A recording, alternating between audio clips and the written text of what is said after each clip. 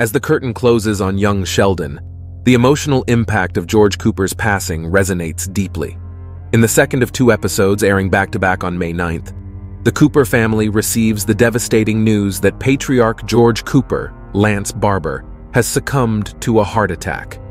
This pivotal moment in Sheldon Cooper's journey is rooted in the original series The Big Bang Theory, where adult Sheldon, played by Jim Parsons, lost his father at the age of 14.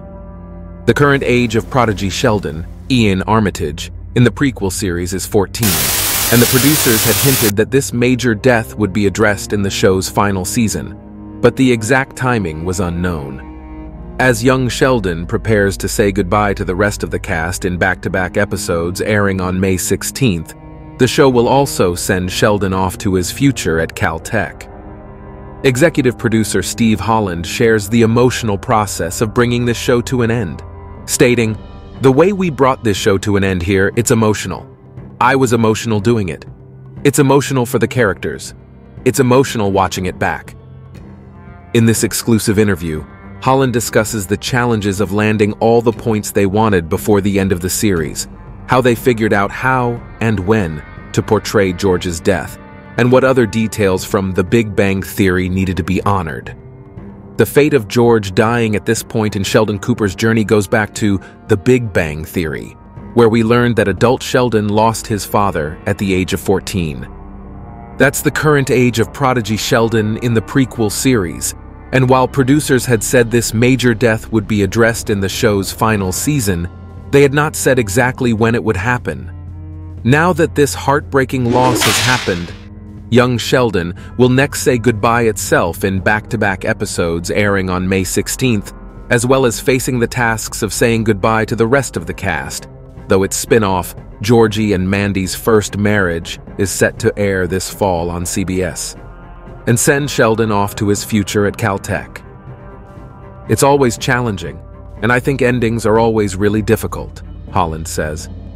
There's a lot of expectation on the endings, and at some point, you have to put aside what you think the audience wants to see and just focus on the ending you think is good, and then hope that they're also going to appreciate it. The writers of Young Sheldon had to navigate the challenges of landing all the points they wanted before the end of the series.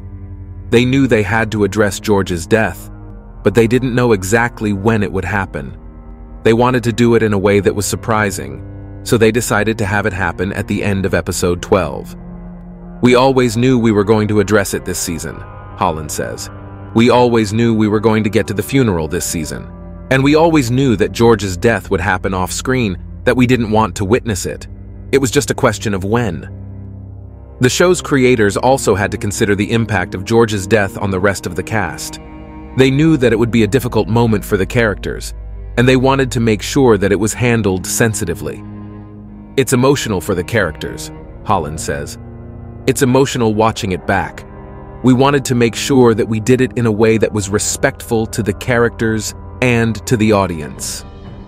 As Young Sheldon comes to a close, the show's creators are reflecting on the journey they've taken the characters on. They're proud of the show they've made, and they're grateful to the audience for following along. "We're really proud of what we've done," Holland says. "We're proud of the characters, and we're proud of the story we've told. And we're grateful to the audience for joining us on this journey."